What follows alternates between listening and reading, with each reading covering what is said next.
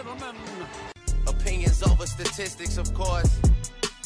Gassed off journalistic. Come at me and all you'll get is the ballistic report. Welcome to the Ballistic Show. I'm your talented host, Ike Moore, and this is your non-royal wedding coverage. That's right, while everyone else is on that royal wedding panini, I'm talking about some real pop culture news.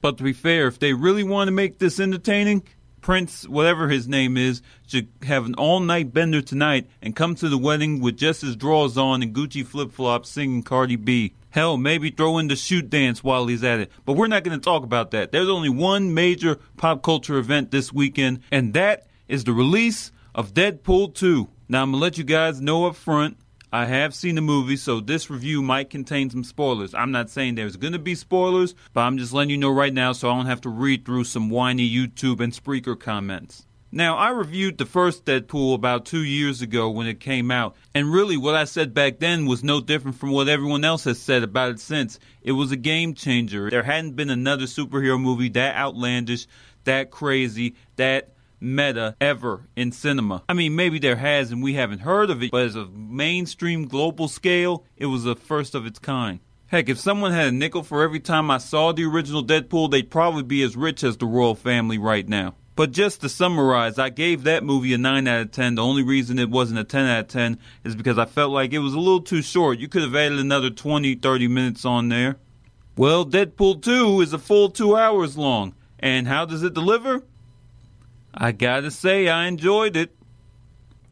Now, let me try to dissect this right here, and this might sound confusing to some of you. I'm not saying this is better than the first one. What I am saying is I laughed harder at this one than the first one. I know, that sounds confusing. Your brain is probably all jumbled up right now. I think it all boils down to the story. The first one was just a straightforward origin, straightforward plot. This one is a little bit more jumbled, and it's kind of like some parts you really care about and other parts you're like, you're not necessarily bored, but you're wishing the other stuff was still on screen.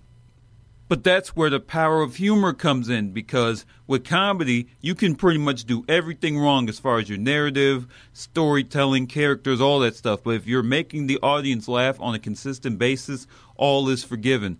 Like, this whole show could be done completely wrong, but as long as I'm making you guys laugh, all is forgiven.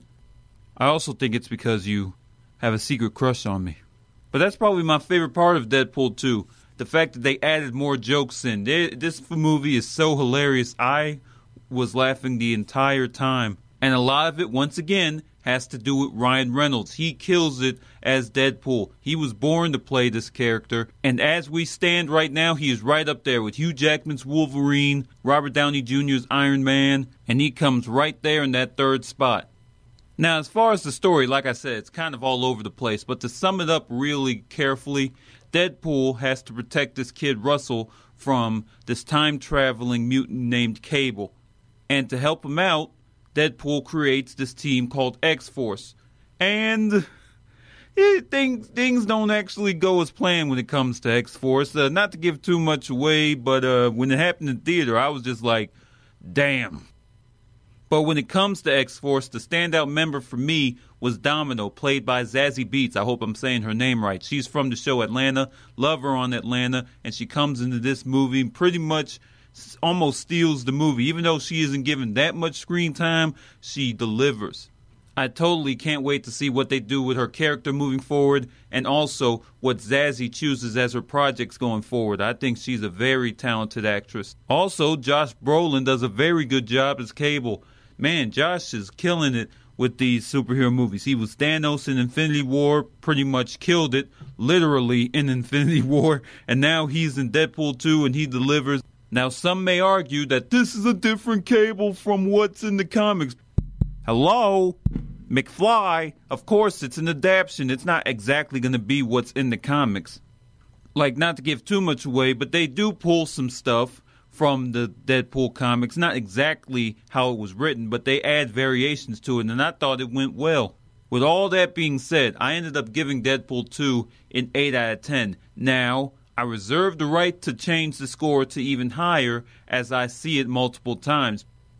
It may not be as quote-unquote fresh as the original was, But on its own, it still is a great movie, and I had a great time watching it, and I recommend it to any DeadPool fan or just a fan of, comedy action movies in general. I think it's a great fun watch.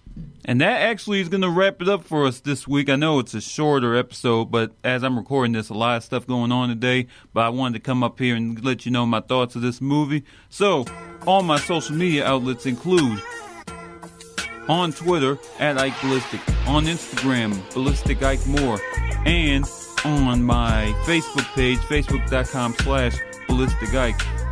And, of course, subscribe to this YouTube and Spreaker page for all my latest content. Until next time, I've been your talented host, Ike Moore, reminding you it's okay to be ballistic as long as it's done responsibly. I'm out!